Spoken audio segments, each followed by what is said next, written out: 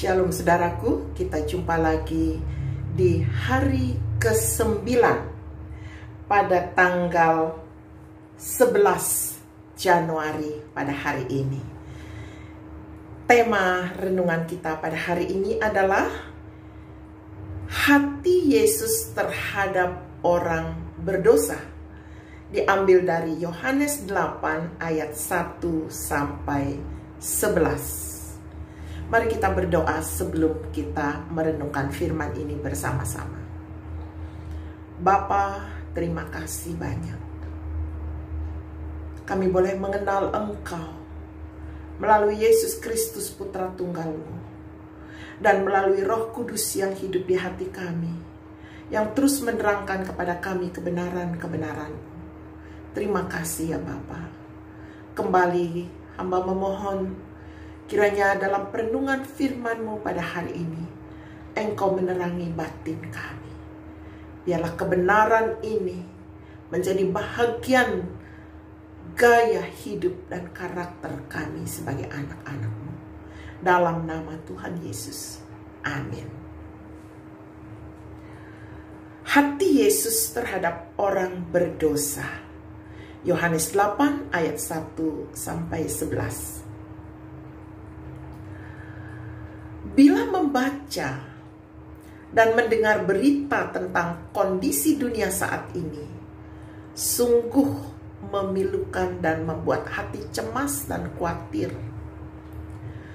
Manusia sekarang lebih mencintai dirinya sendiri, tidak peduli agama, tidak tahu mengasihi, tidak percaya Tuhan, dan masih banyak yang lain lagi, dan mengkhawatirkan.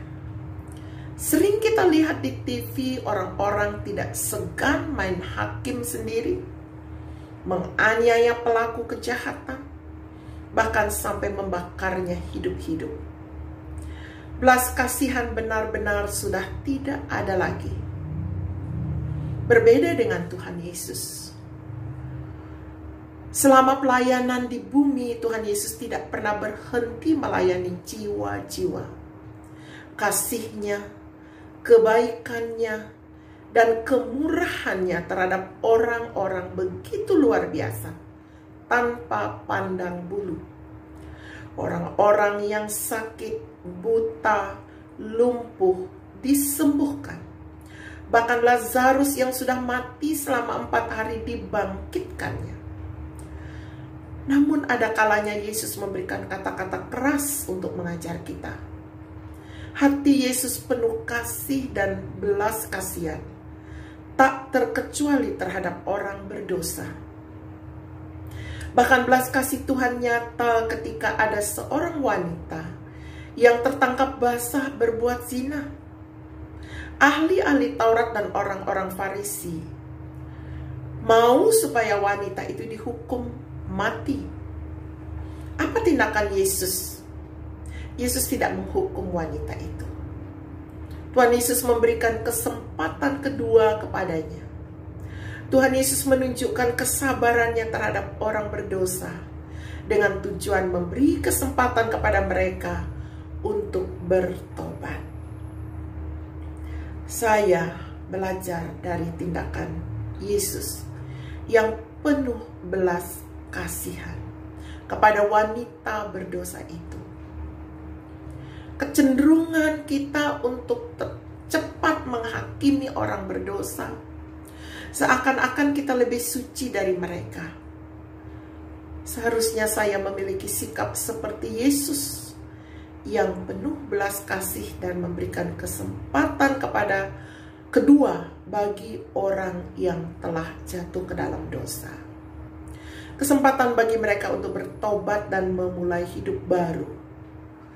Toh, saya pun mendapat kesempatan kedua dari Tuhan.